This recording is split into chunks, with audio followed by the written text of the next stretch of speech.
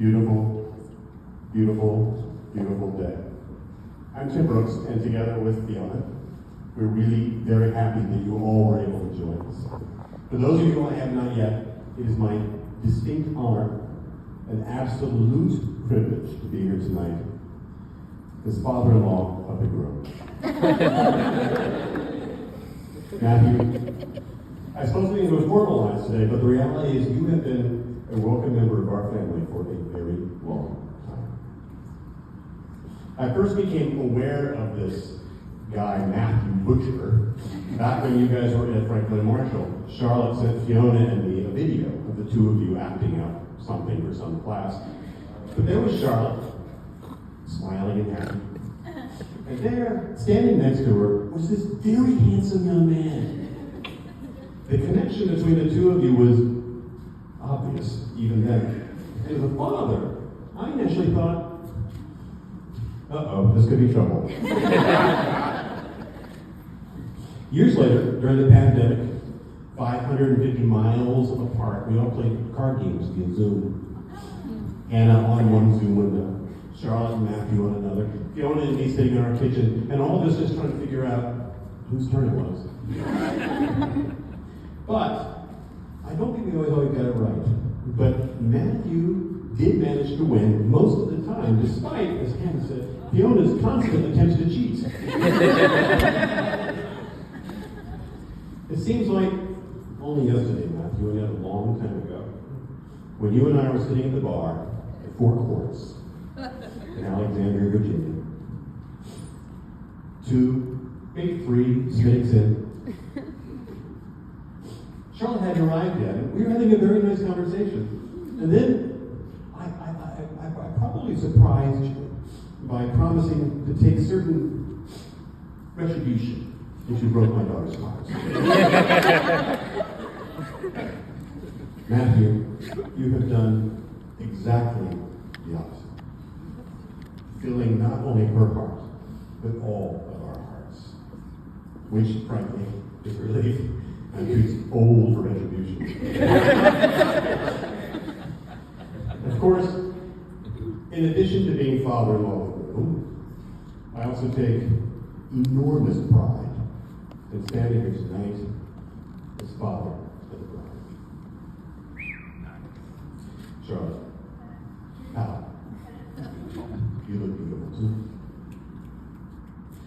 You know, I'm 63 years old and I've forgotten more than I can remember, but there are so many moments from your life that, well, I will cherish forever. These start an hour after you were born, 6 weeks early, 5 pounds, 15 ounces. You were such a fragile little thing. But there you were, in the premature baby ward, your teeny, tiny hand wrapped around my finger. Me bent over your little bassinet and singing made-up songs to you as nurses scurried around. I also can still picture you and Hannah dancing around the living room to the music at the end of the Star Wars movie. Although dancing may be a little bit better. Hannah just ran in circles while you, for reasons that were never clear, dramatically hurled yourself against the furniture.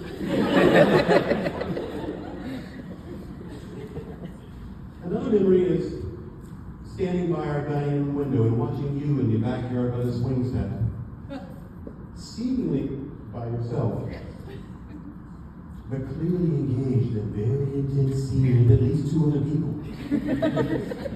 I can tell there were 2, because someone was over here. And someone was over there.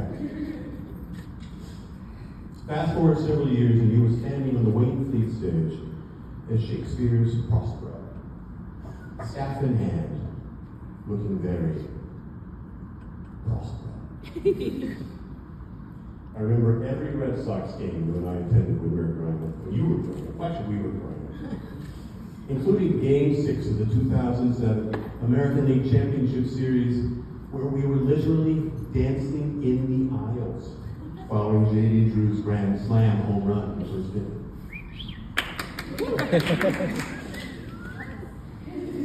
And then, years later, The Washingtonian magazine did an article on the costume shop. Behind the scenes, the Washington National Opera. And the 2-page photo they chose for the story was of you. In your element, at a sewing table. A look of pure contentment on your face.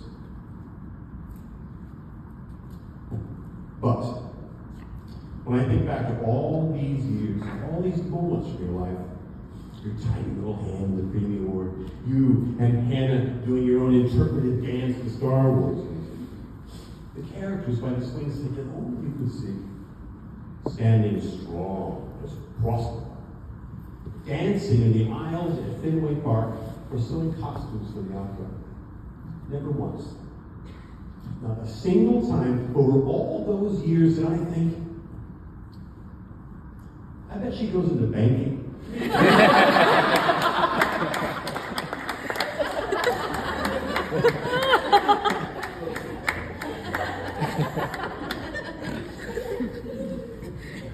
Charlotte, Matthew, I love you both. But more importantly, you already have shown your deep, binding love for each other. You've already been through sickness and health. You've already been through times better and times worse. And through it all, your love has remained steadfast. A love like that doesn't just happen. It's built moment by moment, heartbeat by heartbeat. And the heart, for all its mystery, has a remarkable ability to grow stronger under pressure. Every challenge you faced has only expanded both of yours, reminding me and everybody who knows you of just how powerful the heart can be when it's joined with another.